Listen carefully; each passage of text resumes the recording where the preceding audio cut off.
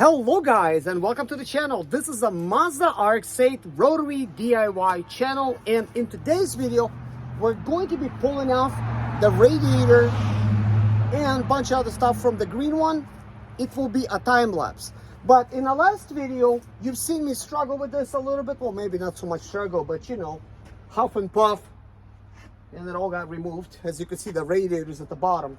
So the goal is to hit a time lapse, remove everything I need, and then I'm going to start installing the racing radiator here.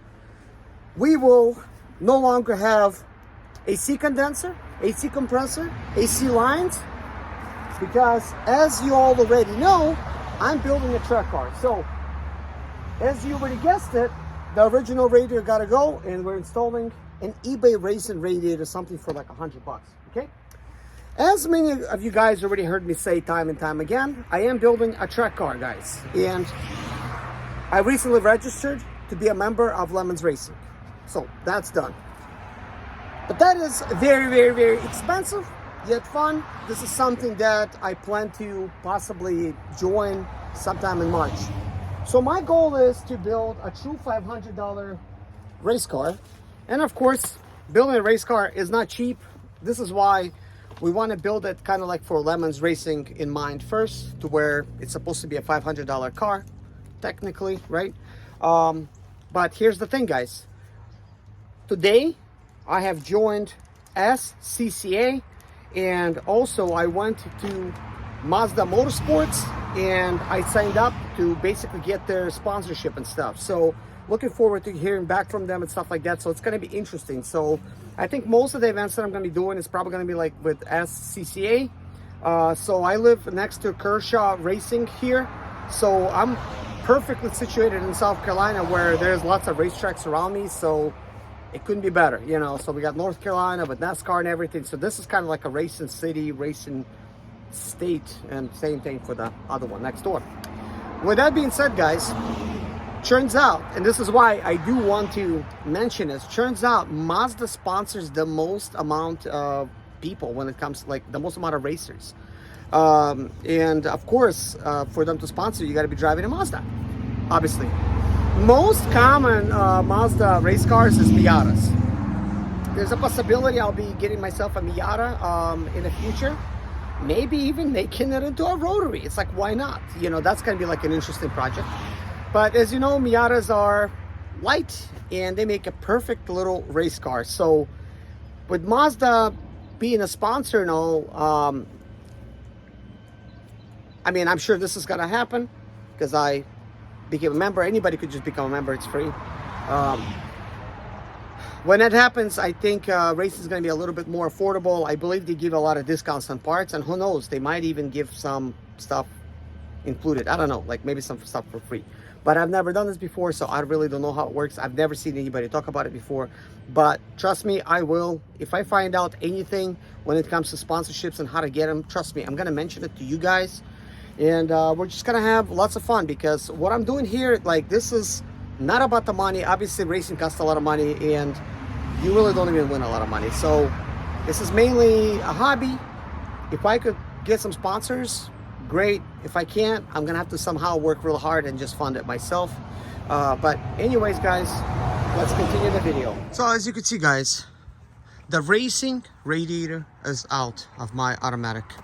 I'm not saying that I'm not going to be upgrading into a racing one later. It's just at this point, I have this radiator, might as well use it in my race car. So as you can see, this one is just like a normal radiator, but this one has these two transmission lines, and this is an automatic, so you need those transmission lines, or you gotta install an aftermarket cooler. Now I do have an aftermarket cooler that I could install, but it's completely unnecessary at this point, since this is going to be a stock car. I will also use it for racing. This is going to be more like for a stock car racing. This is going to be more like track car racing, even though it's like stock, but it's going to have a roll cage, it's going to have racing seats. This is going to have like normal seats, normal belt, just stock racing for autocross. But both of them, I got to fix the steering wheel issues because none of the electronics work. So hopefully a Mazda partnership can help me get those parts at a discount. Part of the deal for the Mazda sponsorship is that they will sell the parts the same price as they sell to the dealer, which is awesome. All right, so with that being said, here's an aluminum radiator from eBay, okay? And this is aluminum radiator with a plastic top, which can crack and lead to leaks on the racetrack. You don't want to do that. Let's look at the thickness. So you can see the thickness in that, and then you can see the thickness in that. Let's put them side by side, and you could see the difference in the actual thickness. So that's like, I would say double the thickness of the radiator. It's actually cool to put them side by side because, you know, when you're looking at it, you know, like individually, it appears like this is just slightly thicker. But when you look at it together, you're like, whoa, that's like double thicker. And now that this plastic housing is gone, great, it's aluminum. Plus, if any issues, that aluminum can be welded. While this here, even if you fix it like with epoxy or some JB weld, could possibly start leaking again. Now, based on my research, everybody that tracks these things tells me that the original overflow tank will break and will start leaking. And for that reason, I bought an aluminum style overflow tank. Additionally, I do have aluminum housing to go on the radiator, and I have aftermarket fans. Now, that stuff may or may not work good. I don't know, to be honest, because I think original Mazda stuff has been designed perfectly for this application, and this is completely sufficient for what it needs to do. But here's the thing, guys. When you're doing track day, you gotta have your fan constantly on. So I think an aftermarket solution for that may be the way to go. So I will go ahead and get that housing out and install it on the radiator. I'm just gonna put a time lapse when I do it. That way I don't waste anybody's time.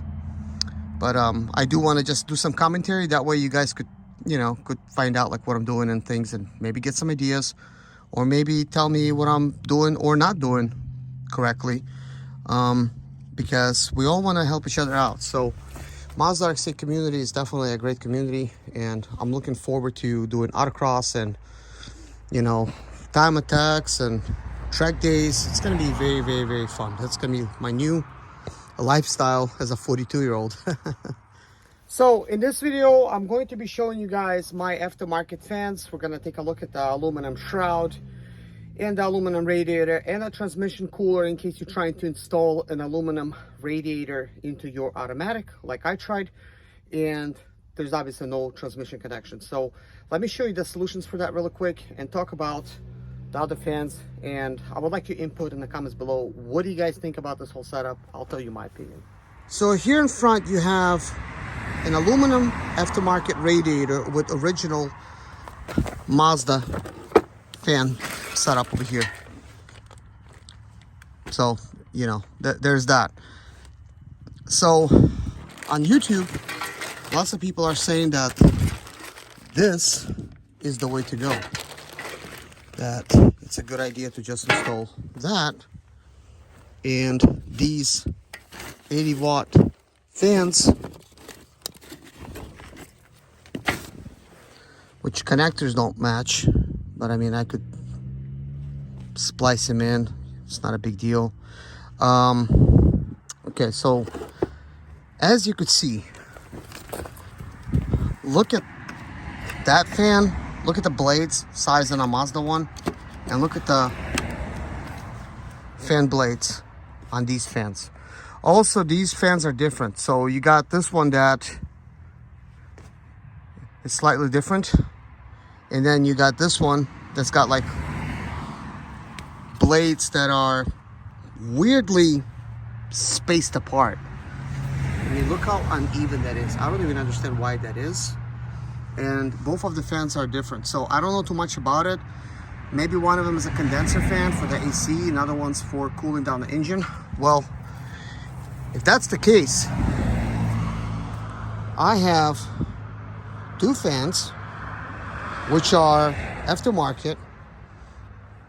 I don't have no condenser. As you can see, both of the condensers over there. So it would be ideal for me to have both of these fans come on and run all the time.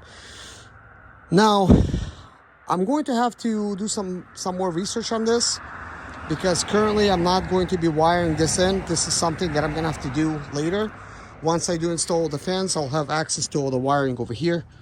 And then from that on, we need to make a decision how we're gonna do the wiring. I have a really good solution for doing the wiring correctly, but if they need to be staying on all the time for the track, you know, then they need to be wired accordingly. But for now, I need to just wire them exactly where they go, so they continue working how they work. But anyways, please give me some of your input. But anyways, if you're buying an aluminum radiator, you do not have transmission cooler, and this is a good choice right here. Something I picked up on eBay. I don't remember what it cost, but this can cool your transmission. As you can see, it's still in the pack. I did not even open it. Looks like it's got a couple different options, because some transmissions you got to bolt them on like that. They have connections. Well, on Mazda, it's not like that. It's more like a tube like that. That's the connection. But I'm sure you could make it work, possibly by getting let me think. Yeah, you could just unbolt those transmission lines from your old radiator, right? And bolt them on into this situation. Then you'll have 2 lines sticking out like that. Problem solved. No need to buy any more parts, so you just use those.